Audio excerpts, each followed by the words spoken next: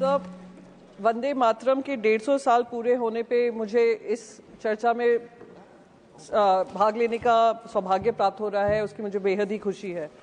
पर उससे ज़्यादा खुशी मुझे इस बात की है कि जब हम इस चर्चा को सुन रहे थे, जो सही 150 साल का वंदे मातरम का इतिहास है देश की जनता के सामने पहुंचा है, जब विपक्ष ने पूरे इतिहास की सही क्रोनोलॉजी जनता के सामने रखी है।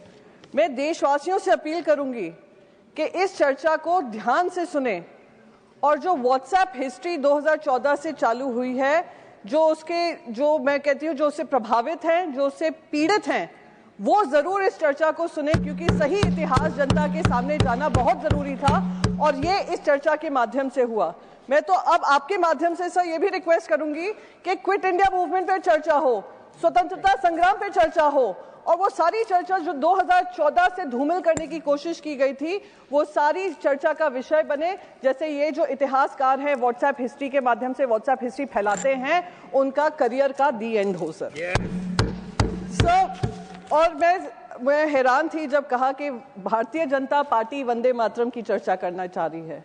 ये वही भारतीय जनता पार्टी, वही सरकार है जिन्होंने ये सेशन शुरू होने से पहले वो नोटिफिकेशन जारी किया था कि यहाँ के कोई भी सांसद वंदे मातरम और जय हिंद वाला नारा नहीं लगा सकते हैं। इससे बड़ा राष्ट्रद्रोह मैं मानती हूँ कुछ और हो ही नहीं सकता। राष्ट्र विरोधी सोच हो ही नहीं सकती। इसलिए हमने, मेरी पार्टी के लीडरशिप ने चेयरमैन को लिखा था कि ये नोटिफिकेशन इमीडिएटली विड्रॉ हो। वो और नया नोटिफिकेशन नहीं था, पुराने नोटिफिकेशन जो भी नोटिफिकेशन था फिर से जारी किया गया है सर प्लीज।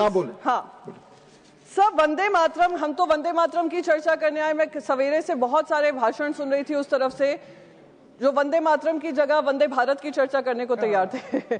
आप देख लीजिएगा, लोकसभा में भी यही हुआ है, राज्यसभा में भी। मैंने बहुत सारे लोगों को, उनका प्रेम उसी से स्पष्ट हो गया, कितना वंदे मातरम और कितना वंदे भारत में उनको अंतर पता है।